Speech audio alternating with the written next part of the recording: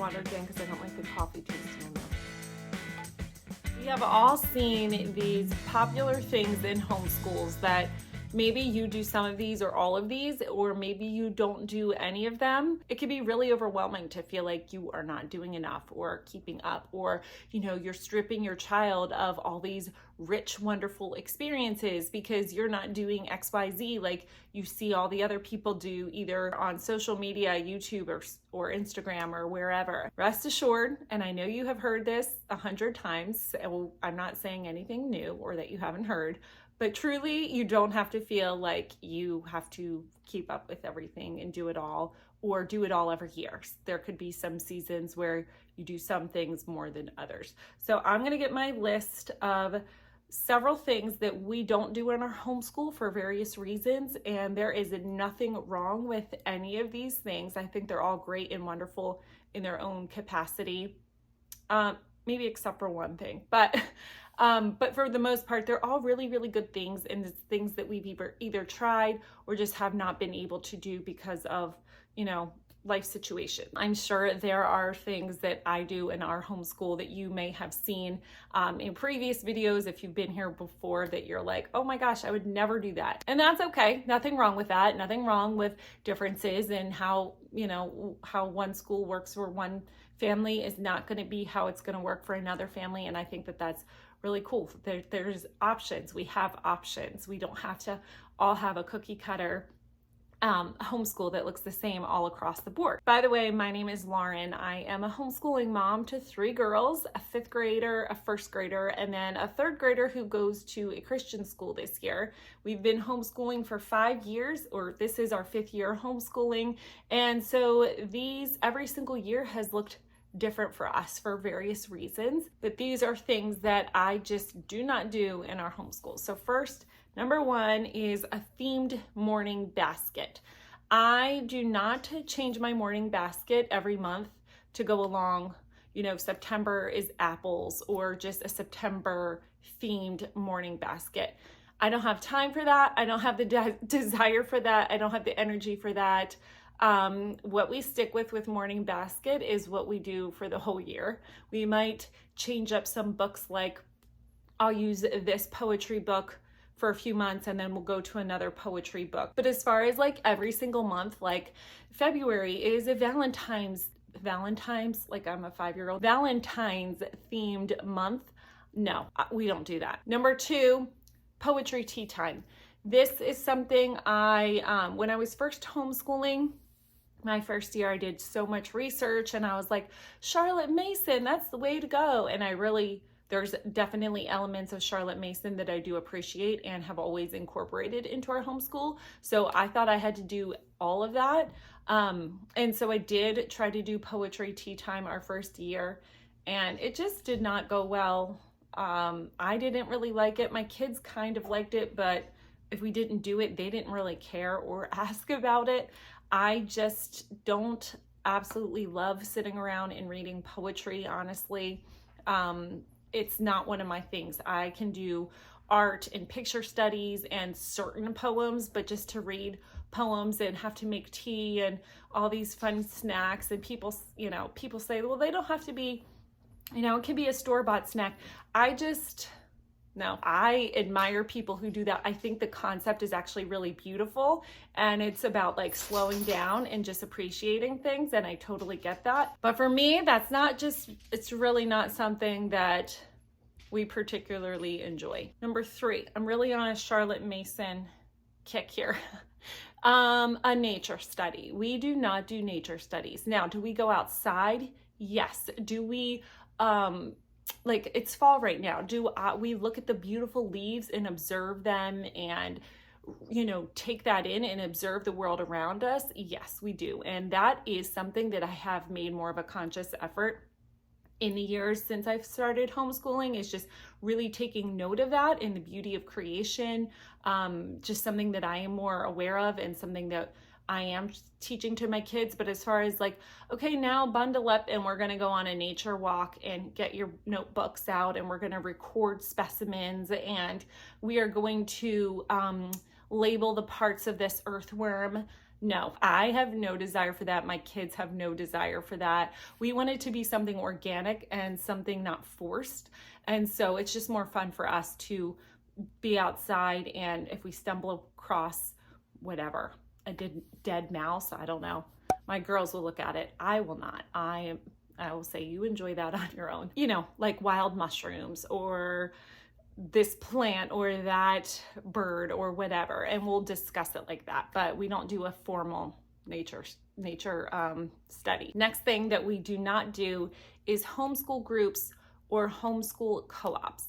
So the reason for that, and that does not mean that I won't in the future, but the reason that that has not happened yet, our first year of homeschooling, I had a first grader, a preschooler, and Lola, my youngest, was only 2. And so I really just wanted to take that first year and kind of get into our routine. I didn't want to overwhelm us with trying to fit in a group and all of that. So we just really stuck to, you know, just getting our groove the first year. And then the second year, I was like, well, let's start to venture out. So we did, and I believe that was the year of COVID. I'm trying to think back. Yes, that was when everything was shutting down. And so we started to go to groups and do activities, and then that got shut down kind of midway through the year. And then the whole next year was kind of off and crazy.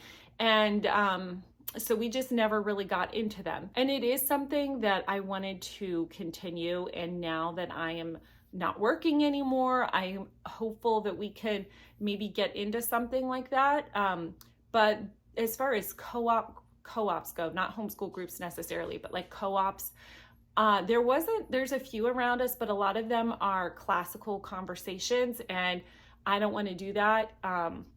I want a co-op to be just something like extras for our language arts and sciences and all that. I kind of have all of that curriculum that I prefer and I like, especially language arts, and I don't want a co-op to dictate that. So there was one that I was looking into, and it had some fun like extra things like art class and music and even like ballet class and martial arts and things like that. But we just had not been able to, multiple reasons. One of them being that I have been working this whole time. I've always worked since my kids were little.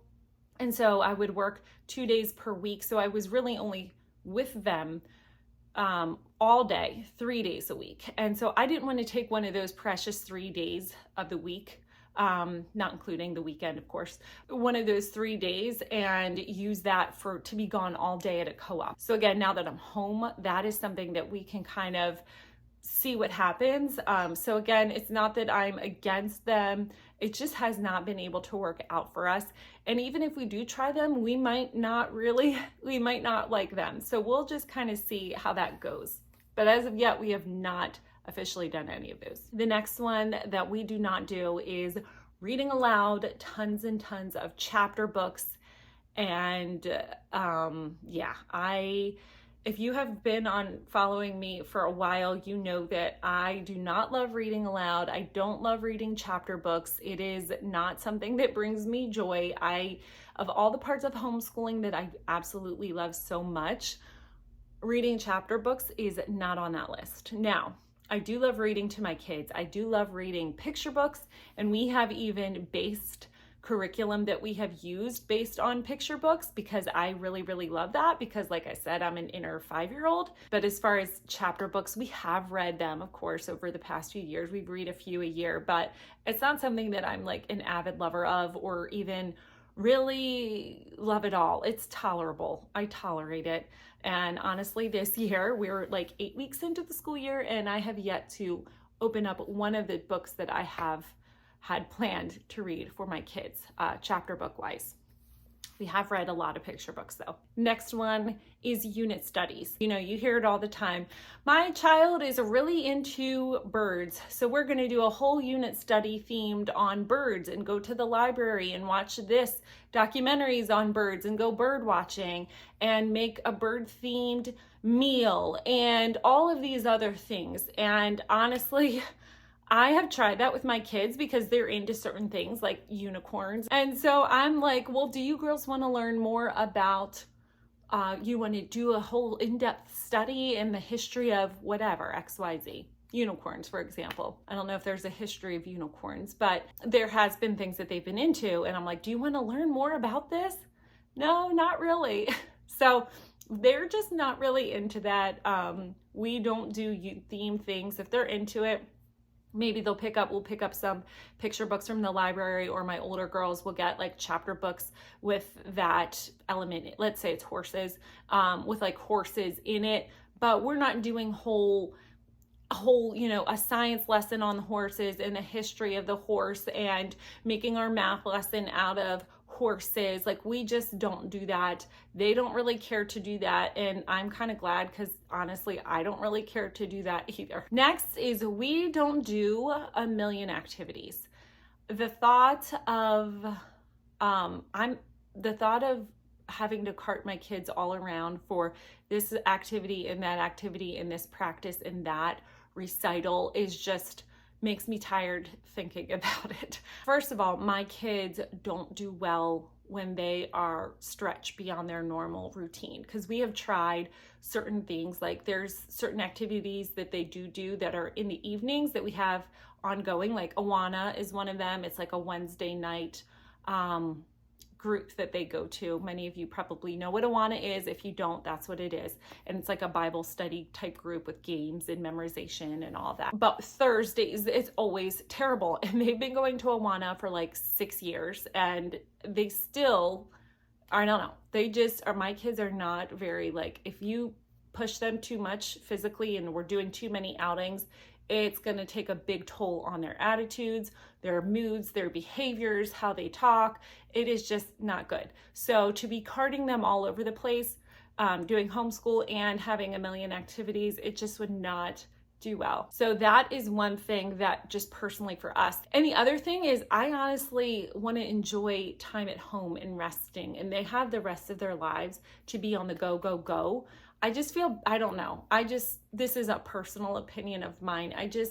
When the kids are constantly in that, it's just setting them up for like a life of like that rat race life of just go and go and go and go.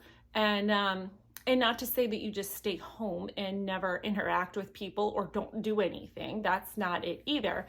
There's a time and a place, but when it's like every night or multiple nights a week that people are gone, or all weekend or whatever, I mean, it works for some families. For me, and for our family, it just doesn't. I just don't think that meshes well with how my kids are and how our family dynamic works. Lastly, we don't finish school in 2 hours. My first year of homeschooling, we could do school when I had a first grader and a preschooler. We could do school in about an hour and a half to 2 hours. The only reason it took that long is because I had a 2-year-old who would always constantly scream right as soon as she sensed we were doing school time. She would always scream. So that was obviously an interruption that made school last a little bit longer. But as far as getting school done after that, especially the last few years with homeschooling 3 kids, the last 2 years, actually, I've been homeschooling all three. It just doesn't take us 2 hours. I don't know how people do that in 2 hours. It blows my mind. I don't know how you're doing history and science, even if you alternate history and science. Bible, if you're not a Christian and you don't do Bible, okay, I get that. But language arts, math, handwriting, if they're older and they need like typing skills or computer skills, all of the things that need to be done, I don't understand how people can do it in 2 hours. So if you're feeling bad, like school is taking you 3, 4, 5, 6 hours, don't feel bad, because I think that is totally normal. I don't know how people do it in 2 hours. I don't get it. So this year is probably much shorter than it has been in a while, and that's only because I'm homeschooling 2 kids, a 5th grader who's pretty independent. She does all of her work pretty independently. She's pretty quick. And then my 1st grader, who I still am working very closely with one-on-one. She doesn't really do any independent work at this point. And so it will take us about, with a 30-minute break, it takes us about 4 hours. So maybe 3.5 hours, I would say. And that's the shortest it's been for us in several years. So yes, if it is taking you longer to do school, I'm in the same boat with you, and that's okay. I don't think that we need to be in this big rush to just hurry and finish it and do it. And sometimes I'm still really guilty of that. Like, come on, let's hurry, let's finish school. But it's like, for what? For what? What else is waiting for us? There's nothing else we need to be doing and going on. Let's just take our time and enjoy it. We don't need to rush. Let's slow down and just enjoy doing school and enjoy being together and appreciate that. So that's a lesson I still am trying to teach myself like all the time and need to be reminded of. But I have, yes, made peace with the fact years ago that we were never going to finish in an hour and a half, 2 hours, even 3 hours, that was not going to be realistic for us. So I am sure there are many more things that we do not do in our homeschool. If you do these, that is awesome and great. This is just me and what works with us and with our homeschool and with our family. Thanks so much for watching, friends. Leave a comment down below. What are some of the popular homeschool things that it seems like everybody does or most people do that you do not do, that just does not work well for you? It could be morning basket. I do morning basket. I know a lot of people don't do morning basket. It could be anything. So leave a comment down below. What are some things that you don't do? If you have not subscribed, I would love to have you here. And if you did like this video, make sure to give it a thumbs up. I will see you really soon. Have a good day. Bye-bye.